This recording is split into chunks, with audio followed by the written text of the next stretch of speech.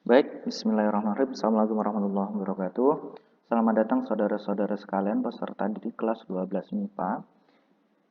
Untuk materi yang berikutnya akan kita pelajari yaitu nilai maksimum atau minimum dari fungsi trigonometri. Tapi sebelum itu kita akan mengingat kembali materi singkat yaitu nilai maksimum atau minimum dari fungsi aljabar. Jadi sebelum ke fungsi trigonometri kita ingat terlebih dahulu ya fungsi aljabar. Ini sudah pernah didapatkan harusnya ya, sudah pernah didapatkan atau dipelajari ketika kelas 11 di matematika umum atau matematika wajib. Oke. Ya. Silahkan diperhatikan. Saya langsung ke bagian contohnya saja ya, biar cepat. Silahkan diperhatikan seperti tertampil. Tentukan nilai minimum dari fungsi f(x) sama dengan 3x kuadrat min 6x plus 5. Maka caranya adalah kita menggunakan turunan pertama ya. Jadi gini, f(x) sama dengan 3x kuadrat min 6x plus 5. Kemudian agar nilai f(x)-nya minimum, maka atau ini sebenarnya bisa maksimum bisa minimum sama aja, maka f aksen x-nya sama dengan 0. Pak, tapi katanya boleh maksimum atau minimum. Kenapa ini minimum? Karena sifat dari kurva ini sebenarnya dia minimum. Maka di sini dia soalnya minimum. Tuh. Kalau misalkan semisal ya, ini di sini min 3, nanti di sini dia akan menjadi kurva dengan kasus maksimum yang bisa ditentukan gitu kalau di sini. Jadi intinya kalau mau menentukan nilai maksimum atau nilai minimum suatu fungsi, boleh maksimum boleh minimum ya, maka f aksennya turunan pertama dari fungsi itu harus 0. Seperti itu. Oke, lanjut ya. Nah, kita turunkan yang ini 3 kalikan 2, 6. X ini pangkatnya 2 dikurangi 1 kan jadi pangkat 1 ya. Di sini pangkat 1 nggak usah ditulis. Kemudian yang min 6x-nya diturunkan. X kalau ini cuman X pangkat satunya langsung nggak usah ditulis nggak apa-apa. Dibuang kalau diturunkan. Bahasa gampangnya gitu. Kemudian kalau di sini konstanta nggak ada X-nya maka dia 0. Ya, nggak usah ditulis juga. Sama dengan 0 ini dari syaratnya ini tadi ya. Oke, kita lanjut, kita tentukan nilai X yang memenuhi ini. Jadi min 6-nya bisa kita pindah menjadi plus 6. 6 yang ini bisa kita pindah menjadi per 6. Jadi jangan salah ya memindahkan operasi dasar. SMP sudah pernah. Kalau pengurangan pindah menjadi penjumlahan. Kalau perkalian pindah ke sininya menjadi pembagian.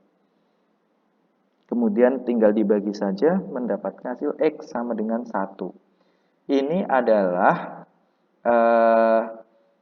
nanti tinggal kita masukkan supaya mendapatkan nilai minimum. Ini adalah nilai X agar fx-nya minimum. Ya, jadi nilai minimumnya tinggal kita substitusikan saja ke sini.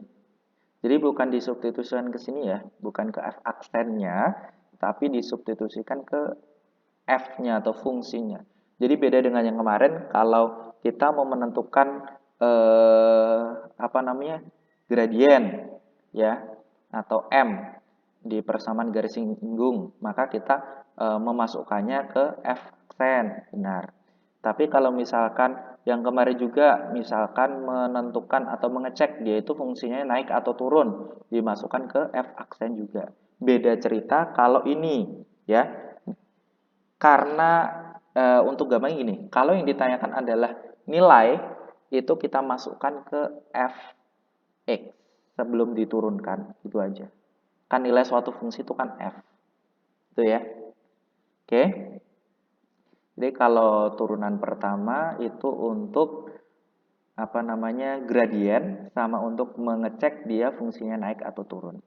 Jadi kalau nilai itu ke fx-nya. Oke, kita lanjut saja.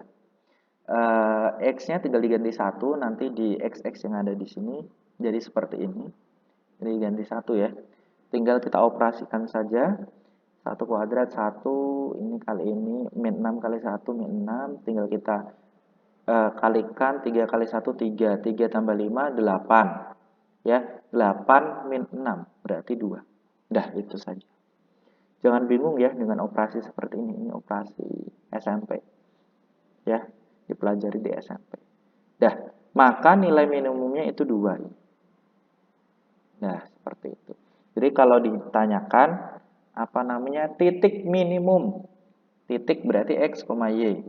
1,2. Kalau nilai minimumnya berarti ini. Udah gitu aja. Kalau misalkan ditanyakan nilai maksimum, caranya sama saja persis dengan keadaan. Ya, dengan yang ini tergantung dari grafiknya. Ini dia hanya mempunyai nilai minimum saja kalau ini. Oke? Oke.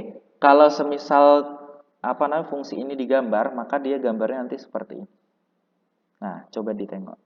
Benar kan dia yang paling di bawah kan? Berarti kan yang paling minimum di sini.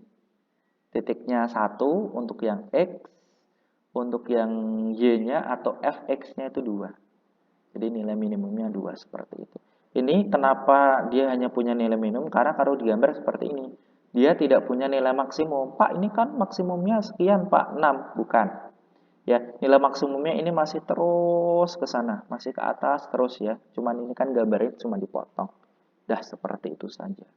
Terima kasih, semoga mudah untuk dipahami. Kalau ada yang kurang paham, silahkan diulang lagi videonya atau tanyakan di komen di bawah atau di grup WhatsApp. Assalamualaikum warahmatullahi wabarakatuh.